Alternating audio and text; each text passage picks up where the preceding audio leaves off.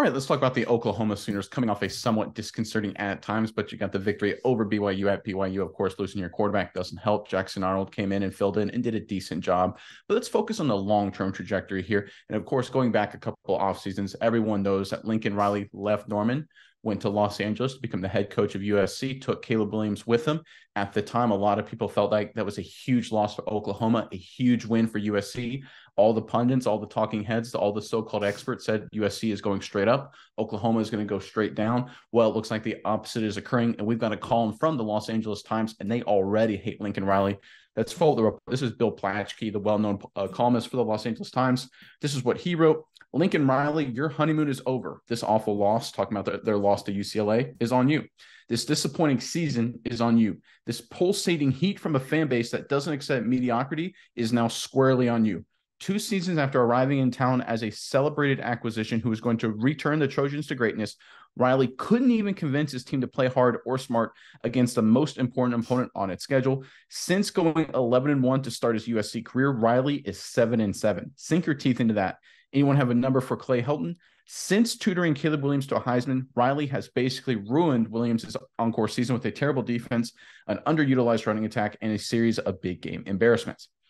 All right, I think all Oklahoma fans, you guys got to feel pretty good about this, right? Because look, with Lincoln Riley going to USC, taking Caleb Williams with him, right? Williams is a generational talent. He's going to be most likely the number 1 pick in the NFL draft.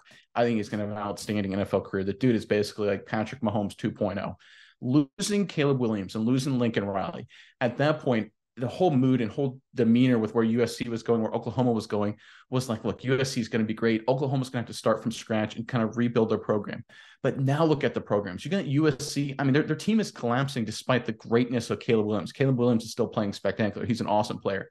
Look at Oklahoma. They lose Gabriel. They have to bring in Jackson Darnold, and they find a way to win. Right? They find a way to overcome and get wins, get big, tough, physical wins on the road against a feisty BYU team. You talk about going the right move here from the athletic department. After losing Lincoln Riley, bringing in Brett Venables, it looks like right now, a lot of credit has to do with Oklahoma Sooners for their athletic department, their board of trustees, everyone involved at that level. Because I think it's clear beyond a shadow of a doubt right now, based on what we're hearing from USC and based on what we're seeing on the field, that Oklahoma made the right move going with Venables, and they are set up awesome for the long term. Lincoln Riley and USC, they seem to be spiraling right now, which has to make fans Norman feel pretty good. But before I get your thoughts on this, Mize, Oklahoma fans, you got a big matchup this weekend, of course, final regular season game against TCU. Give us your prediction, final score, TCU versus Oklahoma, in the comment section below. But Mize, what do you think of this, kind of vibes coming out of LA involving Lincoln Riley? And what do you think of how that will affect Oklahoma long term? Yeah, Nick, I like what you said at first, talking about the trends of when Lincoln Riley left Oklahoma. Southern Cal on the rise, the team to beat. Everybody looked like this was going to be, perennial. Southern Cal is back on the map. Reggie Bush years are back. This is going to be, a college football playoff team for years and years to come. And then Oklahoma, everyone looked at them broken, battered, down in the dumps. Everyone's like, hey, this is an Oklahoma team not really going anywhere anytime soon. So, and we look at those years. 2022, a good year for Southern Cal. They played pretty good. They ended the season with just 2 losses. I mean, I think, that's if you don't count the bowl game, of course, as well. 2 losses, you look at that team, hey, that was a pretty good season. We can build on that, and we can go into the next season and do better. Then you look at Oklahoma. They finished that season 5-5. They don't, or 6-6. They don't really look too good. It's like, hey, Brent Venables, shaky at time. We thought this guy was supposed to be a defensive guy. What is going on? Now, you go forward 1 year, 2023. Obviously, Oklahoma, 9-2. They look pretty strong. They look like a very good team on the rise. Now, Southern Cal, 7-5. And every big game they've stepped into this year, they just get beat. They get beat by Notre Dame. They get beat by Utah. They get beat by Washington, Oregon, and now the most embarrassing one, they get beat by UCLA, who I would say, compared to those other 4 teams, is not a very good football team. It's probably the most embarrassing loss out of the 5 so far this season. So you'd think, Oklahoma's on the rise. Southern Cal is kind of taking a nosedive, and look, you're going to lose Caleb Williams next season. You're not in a good place as far as that goes. You look at Oklahoma, they've done great in the recruiting department. We've covered that all offseason and into the season. Brent Venables getting this team ready to go to the Big Ten.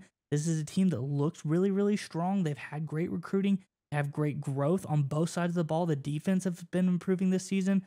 I just think Oklahoma's in a much, much better spot. And like you said, Southern Cal is not the place to be if you had to pick the two, in my opinion. Oh, and it's not even close. And you can tell looking at Oklahoma, we've talked about it a lot. It's clear they have a plan with their recruiting, right? They're focusing on building an SEC team. We've talked about a number of our stories talking about what the Sooners have done in the recruiting and transfer portal is they've been building their team with an eye towards the future. They're skating where the puck is going, not where the puck currently is. The USC Trojans, basically with Lincoln Riley and Caleb Williams, said, hey, we're going all in. We're going to be great these next 2 years. And, well, they haven't been. They ended up getting upset in the bowl game last year, and this year they're absolutely terrible.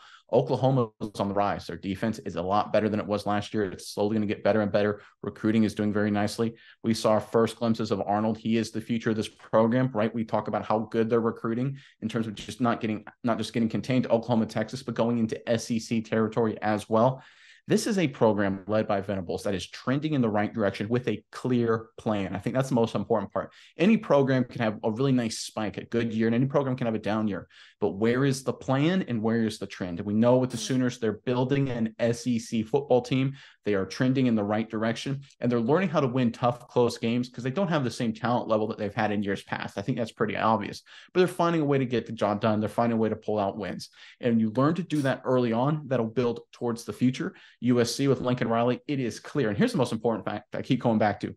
Lincoln Riley is not mentally tough, right? As a coach, a team embodies the personality of their coach. I truly believe that.